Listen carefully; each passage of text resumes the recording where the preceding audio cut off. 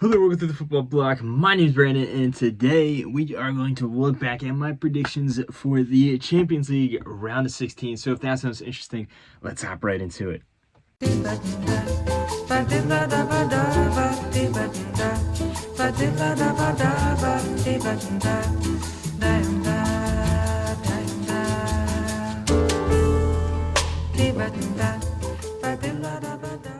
So the round of 16 has concluded. We have 8 teams advancing on to the quarterfinals, 8 teams heading back home. But before we look onto the quarterfinals, let's look back at the round of 16 and see what happened and see how my predictions did, of course. We're going to look at each one of these games here. I'm going to do a breakdown of what actually happened, and then I'm going to compare that to my prediction to see how accurate I was. If you are a fan of the channel, you know what the drill is. So without further ado, let's hop right into the first game that we're going to look at here. The first game we're going to focus on is Sporting versus Bodo Glimt. Both of these teams are, I would say, underdog teams. They're both teams that, they're not like the heavy hitters in Europe. Of course, Sporting has a long history and stuff like that in this tournament, but Bodo Glimt is a brand new team. They've been around in the Europa League for a while, but they were the darlings of this tournament here. They had a collection of crazy wins to sneak out of the league phase there. They defeated teams like Atletico Madrid and Manchester City, and then they went on to defeat Inter Milan over the course of the 2 legs in the playoff round, and then now they made it here to the round of 16. Huge, great story. No matter what happened in this round, it was already a success for them. On the flip side, Sporting was a team that I feel like it flew under everyone's radar. They played pretty well in the group league phase. They pulled off some good wins. They didn't have the hardest schedule, but no one was really talking about them, despite the fact that they're playing great football, at least in the Champions League here. And this match was pretty exciting because it's not the one that most of the eyes were on. So there was a lot of stuff going on behind the scenes. It was pretty cool to witness as well. These are 2 teams that are very attack oriented, and as the final aggregate score shows on this game, there was a lot of goals, and the overall narrative of this matchup was pretty cool. Bodo Glimt destroyed Sporting at home 3-0, and at this point you're like, the miracle is continuing. It's going to go on for another stage. But unfortunately for Bodo, away from home, they collapsed, and Sporting just clicked in the form, and with a 5-0 crushing defeat, they completed a successful comeback, and now they are the ones that is marching to the quarterfinals here. Like I said, not enough people are talking about the Sporting team. They're very talented. They have a bunch of good players. Luis Suarez, in particular, he is putting honor on that name. He is the 3rd prominent striker at least there's 3 that I'm aware of with that same name, and he's putting honor on that name by having a phenomenal season for Sporting here. I think that, Bodo Glimt, if you just compare them on paper, obviously they're not as good as Sporting. It's not like a massive gap or something like that, but Sporting is clearly a better team.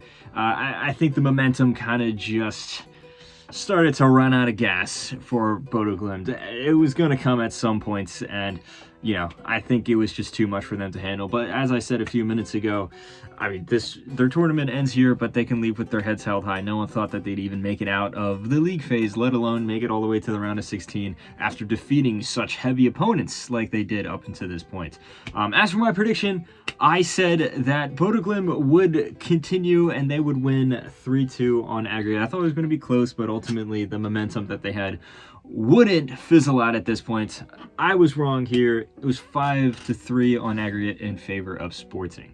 On to the next match here. We have another really interesting one for different reasons. We had Chelsea going up against PSG, a repeat of the Club World Cup final. 2 teams that over the past few years have played each other on several occasions. And 2 of the most exciting teams, I would say. Exciting from a neutral point of view because, at least for Chelsea, there's a lot of chaos going on. You don't really know what to expect. And then PSG, obviously, they're one of the most talented teams in the world. They have some of the just most electric attacking players on the planet right now. They are the reigning European champions, the reigning French champions, and all that stuff. So this matchup had a lot of excitement around it, and there were certainly a lot of goals, but it wasn't really as exciting. It was incredibly one-sided, I would say, in the grand scheme of things. And I think that, the main reason that it's PSG marching on and not Chelsea is Chelsea's own fault. And it's both within this game and then also the course of this season. The way that the higher-ups handle this club, the way that they fired Enzo Maresca, which I think was a terrible decision. It might be a hot take. And I'm not a Chelsea fan, so I'm an outsider looking in, but I think Enzo Maresca was a good manager, and replacing him with Liam Rosenior is not a good decision. And the way Rosenior handled this game in particular is evidence of that. Now, it's not all on Rosenior. The way that the first leg panned out in Paris it was pretty back and forth. I mean, PSG is not having a perfect season. There's a lot of fatigue from last year. It was 2-2. Enzo Fernandez did score an equalizer. Chelsea was grabbing some serious chances on the counter. It was looking like a good result that they, keep it 2-2, then head back to Stamford Bridge. But then their goalkeeper, Jorgensen, completely fumbled the ball, gave away an easy goal. Next thing you know, it's 3-2 to PSG, which is not the end of the world. But then Kvaratskhelia got subbed on and then obliterated that entire back line for Chelsea, which is the weak point of their team, in my opinion. Second leg comes around, and if you thought that back line for Chelsea was disappointing in the first leg, they ran things up to another level in the second leg. Chelsea was down by 2 goals in, I believe it was 6 minutes or something like that. Bradley Barcola and then eventually Kvaratskhelia again just tore that back line to shreds. And at the end of the day, the aggregate score was 8-2. A completely embarrassing result. There's no way that Chelsea should be conceding 8 goals in a Champions League tie. Like I said, PSG wasn't perfect. They haven't been perfect this season, and yet they still were able to drop 8 goals in a revenge of the Club World Cup final, if you want to frame it as that. PSG were very good, but this was much more on Chelsea. And it's ultimately what I predicted was going to happen. I didn't see it being this heavy of a loss, but I thought that at this point of the season, with all the chaos going on behind the scenes for Chelsea, there's only one winner going through here, and that is PSG. I said it was going to be 5-3 on aggregate. It was 8-2, so there's a lot more goals than I thought. There was a much more of a gap between the two teams than I thought. But at the end of the day, I did, I guess, get the narrative correct. On to the next match, and we had the most anticipated matchup of this round. We had Manchester City going up against Real Madrid. These two teams, it's a growing rivalry. They've played each other in numerous of the previous seasons here. Some high-profile matchups, some really exciting matchups here, and they're facing off yet again this time around. It wasn't as exciting as some of the ones in the past, but it still had some great moments, at least from a neutral point of view. Both of these teams were heading into this spot in not necessarily the best position domestically in terms of injury crisis, in terms of players being out of form, things like that.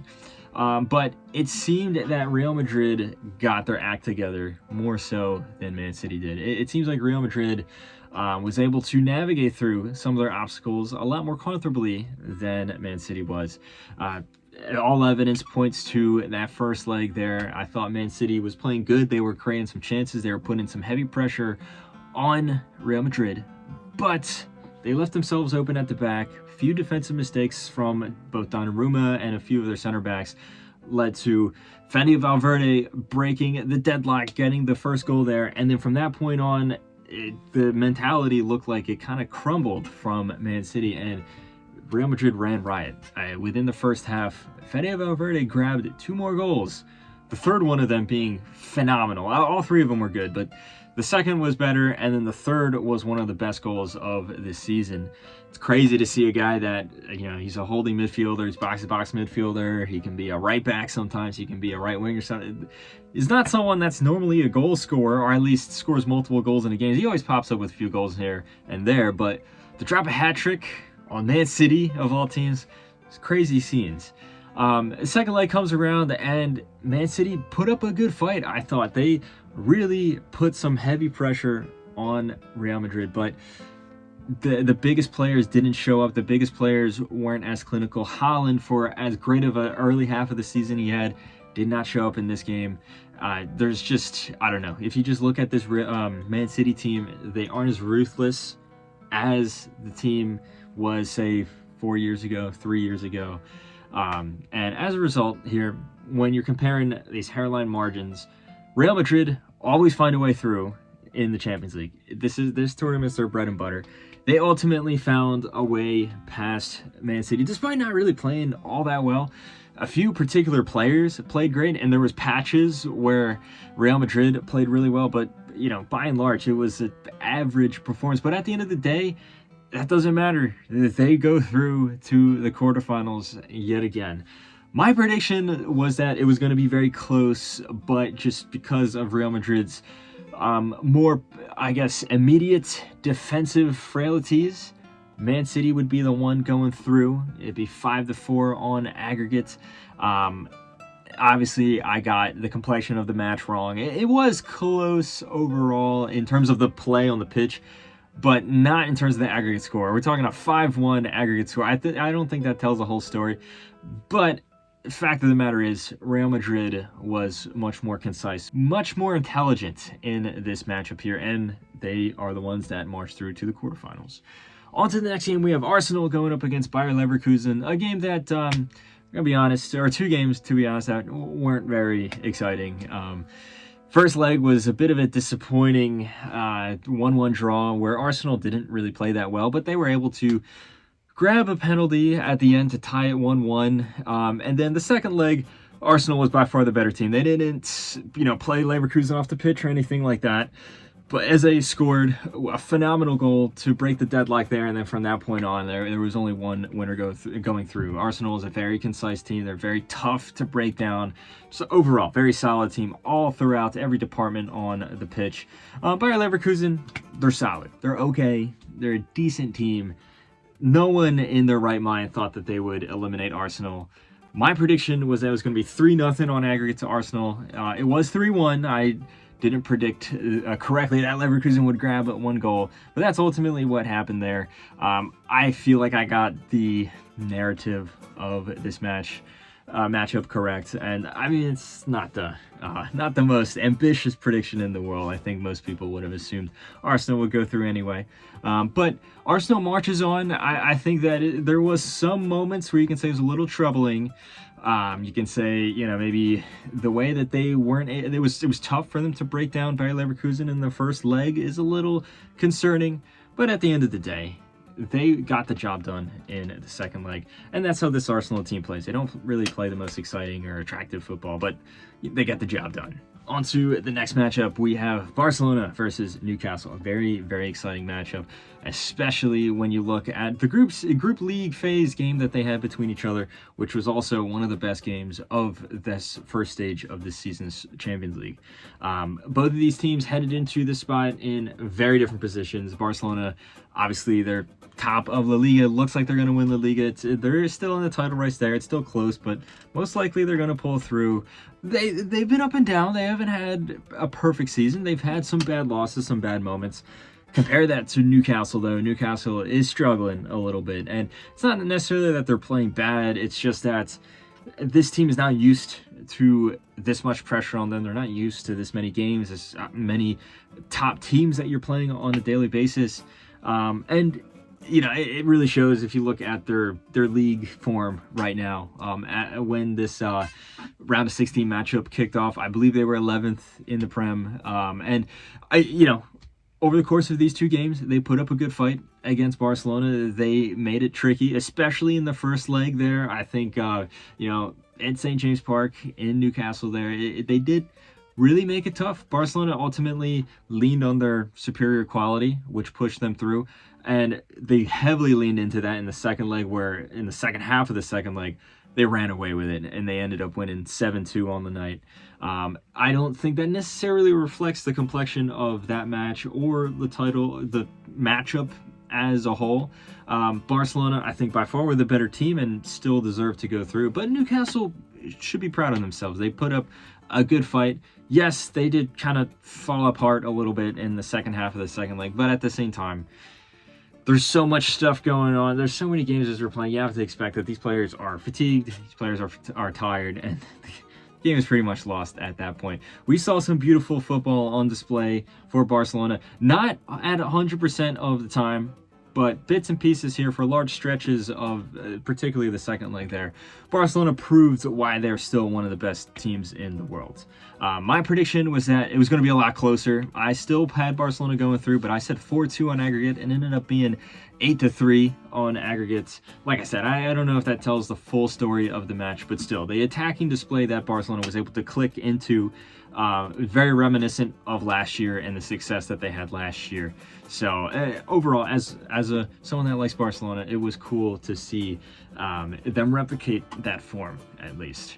On to the next game, we have another interesting one for very different reasons. We had Tottenham going up against Atletico Madrid, two teams also in very, very different forms. Also, a Spanish team going up against a English team here. Tottenham, though, is having an utterly atrocious season, one of the worst seasons in their history. Their worst season that I've ever seen them have. They are flirting with relegation. That's how bad it is. And I'm not just saying that it is as an exaggeration. There is a very real possibility that they are going down this year. Versus Atletico Madrid is having a very strange season. They're trying to really switch up their style. Diego Simeone is heavily leaning into this new attacking style of play, which is cool to see, but as I said several times before on this channel, there's going to be some growing pains. They've had some games where they play phenomenal, and then they've had some games where they play terrible. And there's no more clear evidence of that dynamic than this matchup here.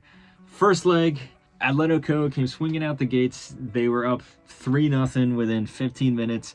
Yes, there was some unfortunate mistakes from the goalkeeper, from their defenders there, some awful defensive display overall. But Atletico played some really cool, really attractive attacking football, some good link-up play. You saw some good quick counterattacks as well. Overall, very silky, very cool to see. They raced to a 5-2 win. They still conceded a decent amount of chances to Tottenham, but it wasn't enough to ever upset the balance of the game. They were very clearly the winners. But it looks like in the second half, they kind of just gave up. With the exception of Julian Alvarez, it looks like they kind of just gave up. And Tottenham, they were playing for pride. They knew that they were realistically out of the tournament at this point. But they showed up and actually had one of the best, if not their best performance all season in all competitions. They ended up winning 3-2. Very strange game overall. I don't think that Atletico's advancement to the next round was ever in doubt. But still, it is a little troubling that they lost to this Tottenham team and ended up conceding 5 goals to them at the end of the day. The aggregate score was 7-5. My prediction was that it was going to be 7-2 in favor of Atletico. So I got that part right. I got the amount of goals that they scored right. I knew that they would be dropping a lot of goals against this porous Tottenham defense, but I didn't see how porous Atletico would be. I know that they're not as... They're trying to break out of this stereotypical mold where they're always a defense first, very pragmatic team, at least this season with the new players they're bringing in. But like I said, the growing pains in there. I didn't see them conceding this many goals to Tottenham, though. On to the second to last match, we have Liverpool going up against Galatasaray. This was also a repeat of one of the matches that we saw in the league phase. In that match in particular, Galatasaray shocked Liverpool and had a 1-0 win there. And they followed that up with another shock 1-0 win in the first leg of this tie here. Bit of a surprise. I mean, in the context of this match, Galatasaray just came off of eliminating Juventus in the playoff round to get into the round of 16 here. They played pretty well over the course of those 2 legs. They also have a very talented team. But my hot take that I've been saying for past videos is that this Galatasaray team is actually a little overrated. I don't really think they're that good. On paper, yes, they're very good, easily the best team in Turkey, but just in terms of the way they play, I don't know. I think that they've gotten a little lucky in some of these games here. I thought that they, for example, against Juventus, they had some, refereeing decisions go their way, but then also I think Juve just imploded. And I will admit, Galatasaray in this tie made it very tough for Liverpool. It was a good performance in the first half of the first leg, and then also the first half of the second leg. But I think they did get a little exposed here. Liverpool, much more talented team. This is not a great season for Liverpool, but still, when all the moving pieces finally click together, they are still a top team. They're still a world-class team, and that's what happened in the second leg of the second half here. They ended up going through 4-0 on the night, 4-1 on aggregate after that first loss there. Ultimately, I think Liverpool was a deserving team to go through, but this is not a convincing performance, I have to say. My prediction was that Liverpool was going to win 5-2. Even though I got the number of goals wrong, I think I called this one spot on in terms of just the complexion of the match. As for the last game we're going to talk about here, we had Bayern Munich going up against Atalanta. Atalanta sneaking into the round of 16 after their escape plan, their escape heist against Borussia Dortmund there, another German opposition. And then, of course, Bayern Munich, arguably the best team in the world right now. And if you had any doubt about Bayern Munich being the best team in the world, or if you had any doubt about their attacking prowess, or how ruthless they are, or how they fare against non-German opposition, just look at this game here, and they won on aggregate 10-2 against Atalanta. Not a great season for Italian football, especially Italian club football. The only Italian team still left in this round that just conceded 10 goals. Now, granted, it's Bayern Munich. Things can get out of hand, especially this version of Bayern Munich with this electric front three between Harry Kane, Luis Diaz, and Elise, as well as a very talented and very in-form supporting cast as well. I didn't see it being this one-sided. I said it was going to be Bayern Munich 4, Atalanta 1. I thought that, I thought Atalanta was going to put up a bigger fight. I was a little disappointed in Atalanta there. I mean, I respect them for making it this far, but this is embarrassing, conceding 10 goals. No one expected them to beat Bayern, but this capitulation, not a good look, especially in that second leg there where Bayern, like, they knew they were going through, so they kind of were just experimenting with different players and formations and stuff like that, and they still ended up winning 4-1 on the night. So when all is said and done, I got 6 out of 8 predictions right for this matchup here. Overall, I thought I did pretty good on my predictions. The only ones that I got wrong was Man City and Real Madrid. Going into that, of course, could have gone either way. And then Bodo Glimt versus Sporting, which ultimately, over the grand scheme of things, was also pretty close as well. So I'm not disappointed with my performance in these predictions here. If you did predictions, let me know how you did in the comment section below. Don't forget to like and subscribe and share this video with a friend. But anyway, guys, my name is Brandon. This has been the Football Block, and I hope you have a nice rest of your night.